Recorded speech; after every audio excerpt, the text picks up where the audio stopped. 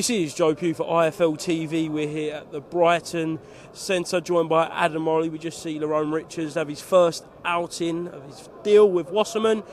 Good to get him out, ready for a big 2024? Yeah, look, Lerone needed the rounds tonight, 8 rounds tonight, won the fight very comfortably. You know, back in the change room, we had a good debrief about what he did right, what he didn't do so right, and Grant Smith's a really hard taskmaster, and there's lots of room for improvement there. What is the plan for Lerone? We know he's been plagued with inactivity, but surely get that ball rolling. Look, he's with Wasserman now. They want to invest in him. He's got another fight. He'll have another run out probably in February. And then after that, probably get him back down to 168 and look for big fights. Look for him to headline at places like this and really push himself. I mean, he's already won an IBO world title against Carlos Gongora. We know the quality of the man. We've got to get him back up there. Certainly have. And moving on to another new signing to a different promotional platform, Solomon Dakers. He will be out next week in Manchester. Really is building that Queensbury heavyweight stable, and really good to get him in the mix.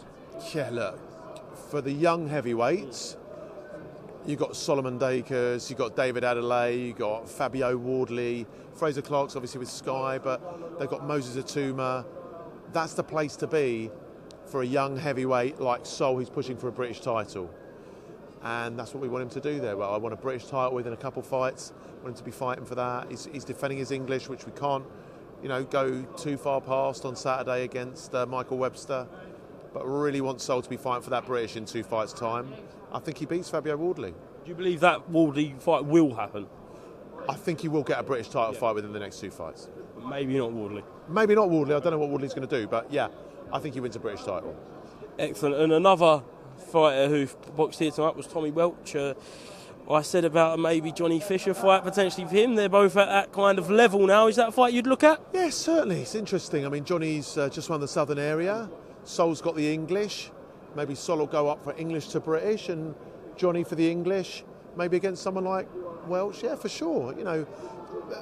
Johnny's on a different career path to Solomon Dakers. Solomon Dakers is a GB heavyweight, a lot older. Johnny's learning his craft on the job. But yeah, that's a good fight. When will we see Johnny back out? I'm really hopeful we'll see him out early part of next year. Very early part of next year, maybe abroad.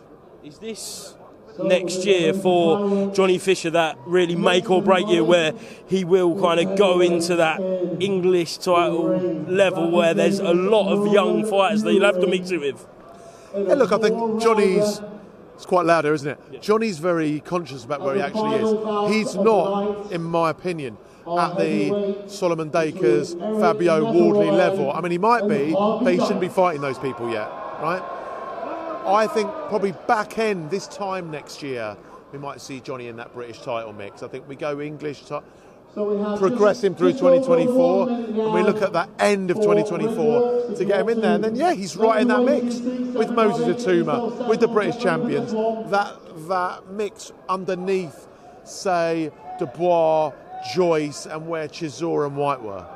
I spoke to Florian Marku last week. Is it a potential that we could see the Josh Taylor fight? Very much. Yeah. It's very much in discussions, yeah, very much in negotiations, and certainly not made yet, but something that the promoter Sky is really pushing. Ben Shalom's doing a terrific job there, and we're really pushing for that fight. Florian wants big fights after that Dylan Moran fight. Big fights. He wants him. He's looking at the Josh Kelly fight. We talked about the Broner fight. He wants big fights. Just to finish up, then we'll finish on Joe Joyce. What is the immediate plan for Joe? Looking to get Joe out probably February next year in the UK. And then there are huge heavyweight cards I hear going on in Saudi in December. Huge cards. And, I want Joe to be fighting the winner of some of those fights.